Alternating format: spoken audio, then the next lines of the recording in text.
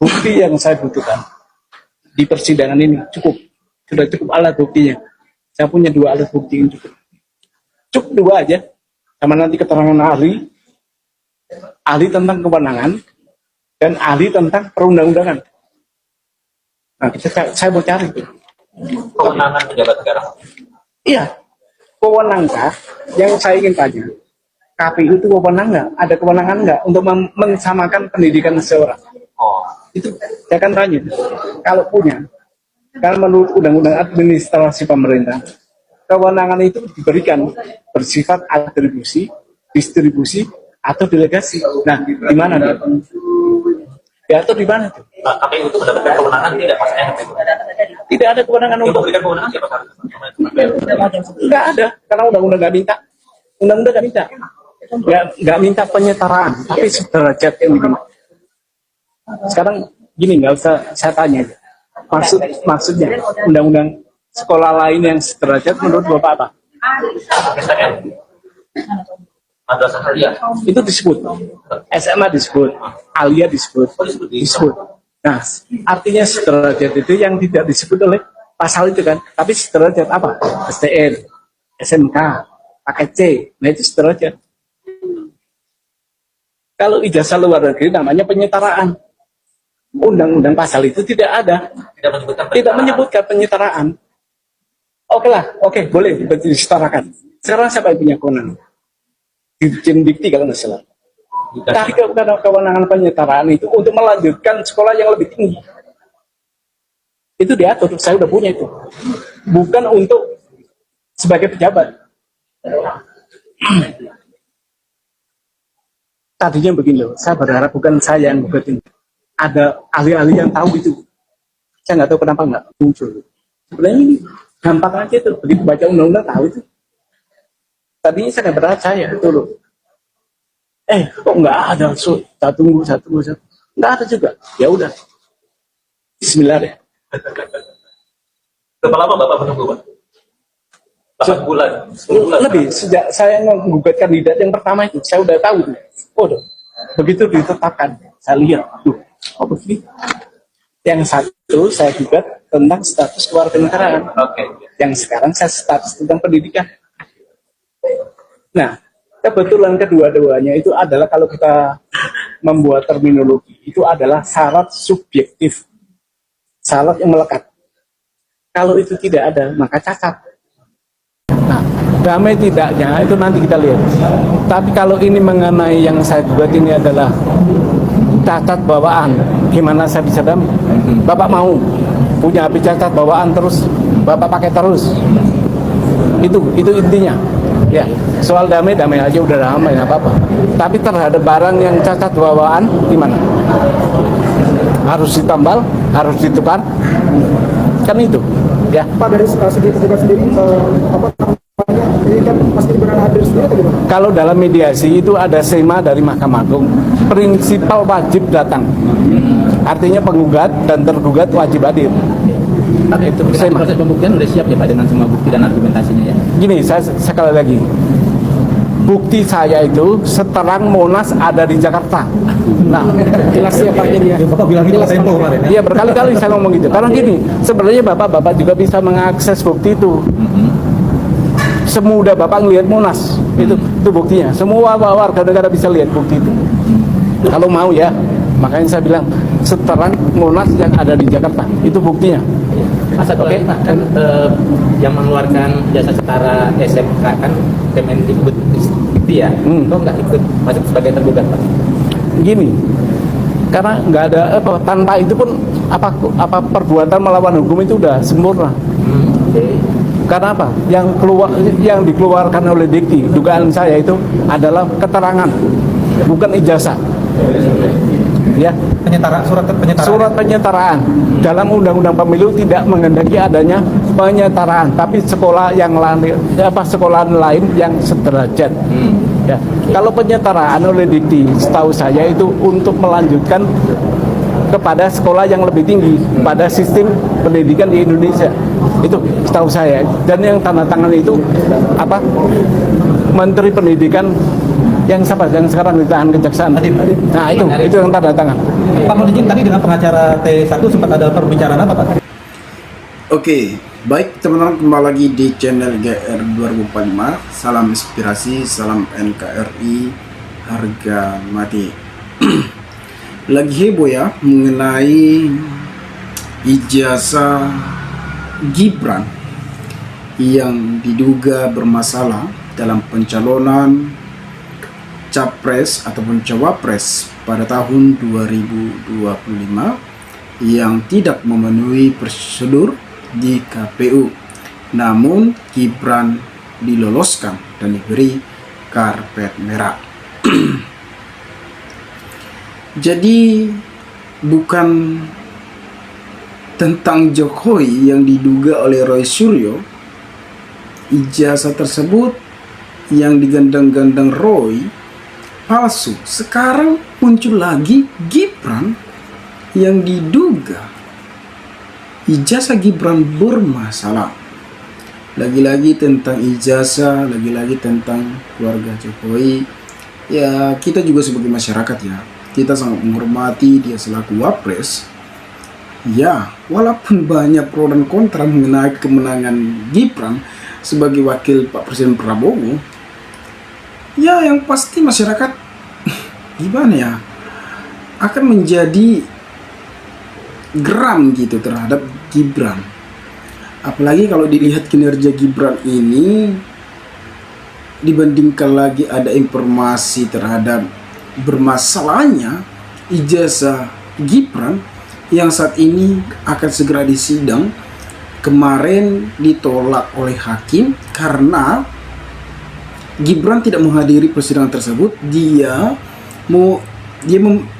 diwakili oleh pengacaranya dan data-datanya belum lengkap sehingga persidangan tersebut dibatalkan. Nah, Gibran anak muda yang dimana Gibran ini selalu dikata-katain yang tidak berkualitas. Bukan kami tidak menghormati Gibran selaku wakil presiden, kita sangat menghormati, apalagi Joko Widodo. Saya pendukung Jokowi 2019-2014 yang dimana saya menikmati kinerja Jokowi. Tetapi di sisi lain di tahun 2025 Jokowi sangat agresif sehingga Gibran diloloskan berbagai cara. Itu terbukti bahwasanya adanya politik dinasti.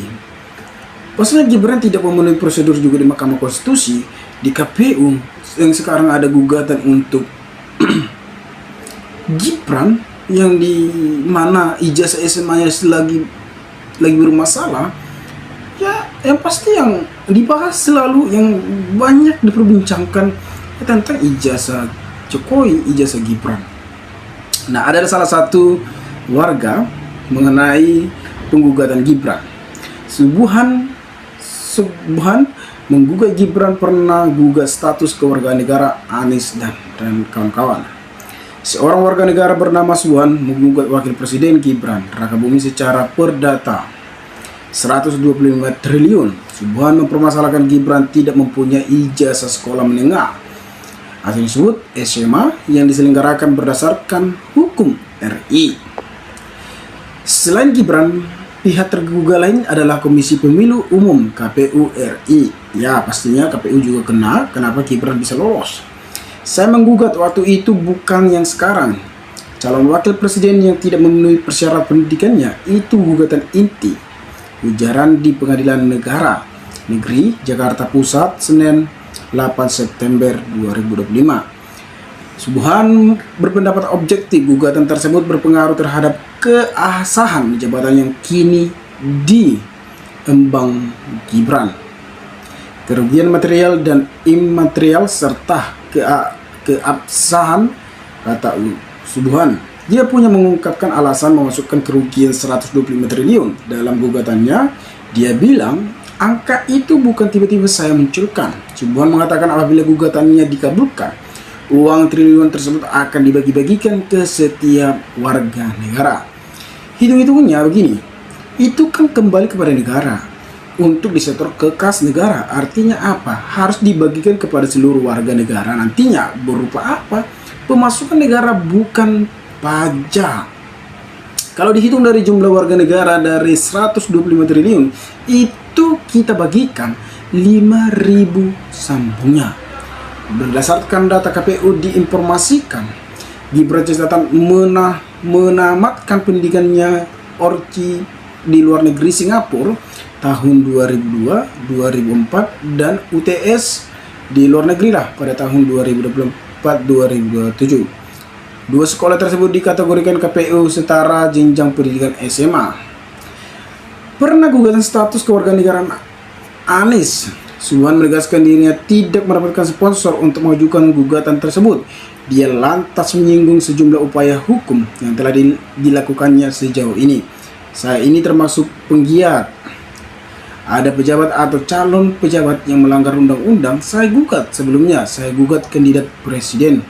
Kandidat presiden waktu itu yang menurut saya tidak memiliki status kewarganegara. Sambungnya, berdasarkan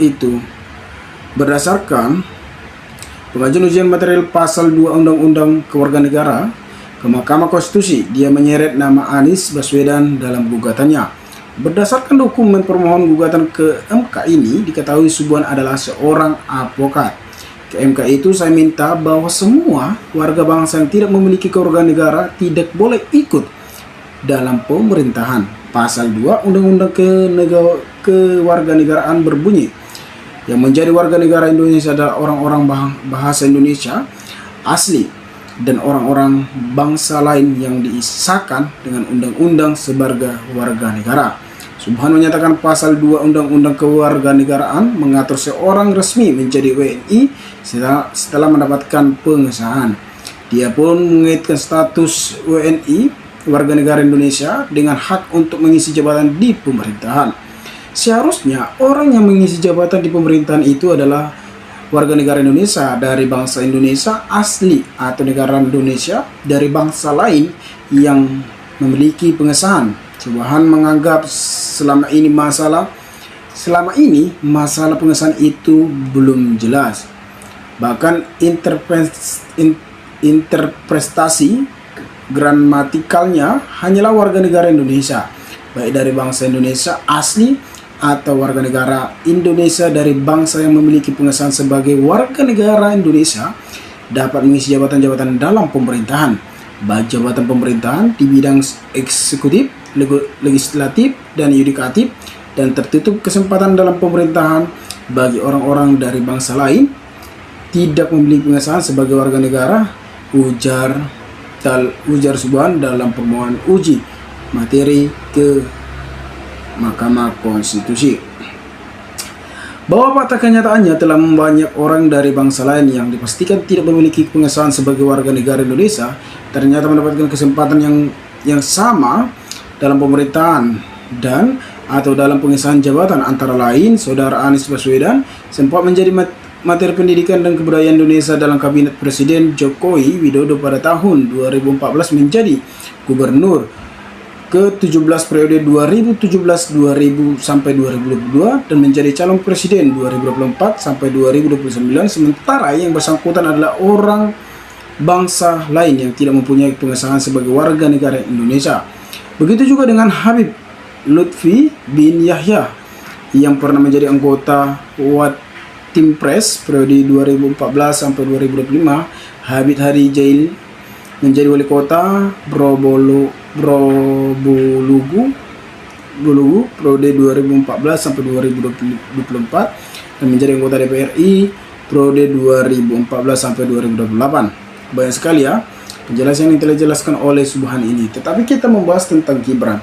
Yang di Gibran ini ya selalu bermasalah di mata masyarakat. Bukan kita tidak menghormati Gibran selaku wakil presiden.